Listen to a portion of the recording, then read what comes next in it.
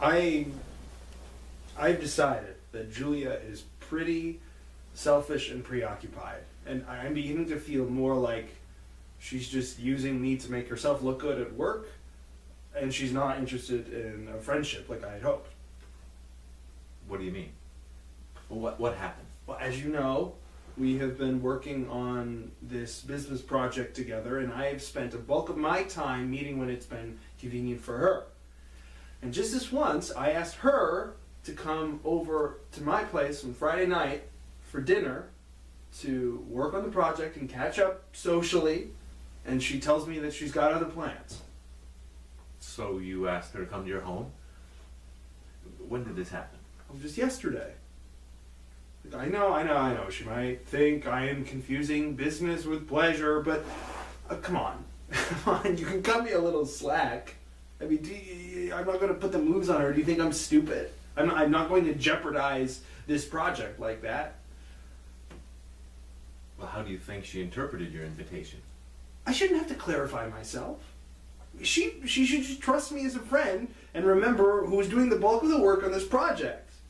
But she can grant me a little favor by coming over to dinner. Why is it that I'm the only one that has to be aware? Well, have you talked to her about how you feel? How you feel that maybe the workload on this project hasn't been fairly distributed? It seems as though, well, your invitation to dinner was an attempt to rectify the situation without having to talk to her about the unfair Come on, distribution. I don't know what you're talking about. This shouldn't be that complicated. It seems as if you're upset by two separate disappointments. That you have two different agendas that that need to be addressed. Your wish for a more meaningful friendship and your wish for a more, equal working alliance. And I did. I raised the work issue last week.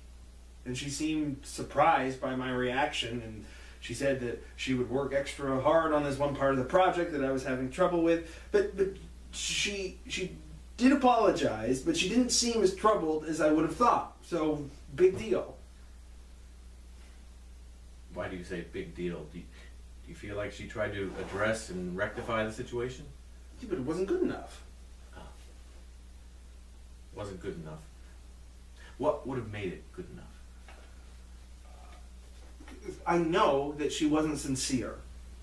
She looked at me kind of funny, and I know that she's just trying to placate me to make herself seem reasonable. But I know the real story. She is a self-centered narcissist. I can hear that you're disappointed, but do you think that asking her to dinner in your home to work on a business project on a Friday night might just have been setting yourself up for disappointment? I don't know what you're talking about.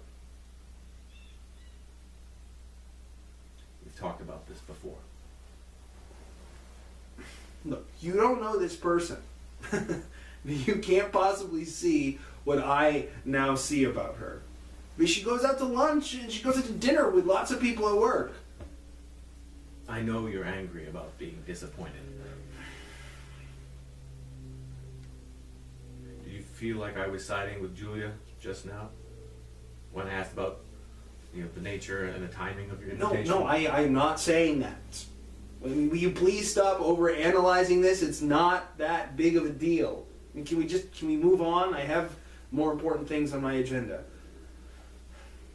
I'm only talking about it because you brought it up, and it seems like you have a lot of feelings about this. Look, I know I'm right. And I have a right to protect myself from people who don't meet my needs. I mean, haven't we talked about that? Didn't you say that? That I shouldn't feel shame for wanting my needs met? Of course. That is one of the important factors that we're looking at in terms of relationships. But are all disappointments equal? What do you make of your stance of maintaining your position of disappointment even after you've received a promise to help you on a difficult piece of the project? That seems to be a bit different than, other people that you've spoken about, people who never responded to you. Well, it's too late. Are you saying that once the disappointment happens, there's no recovery? What about in here? You've been disappointed with me, even angry with me. How did you recover from those ruptures? Well, we talked it through.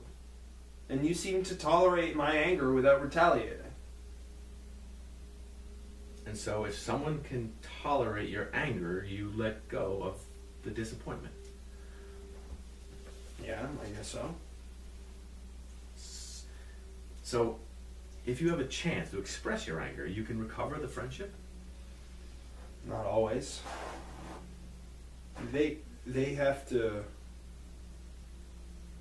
prove to me that they are really sorry and that they feel really, really badly. And what measuring stick do you use for that proof?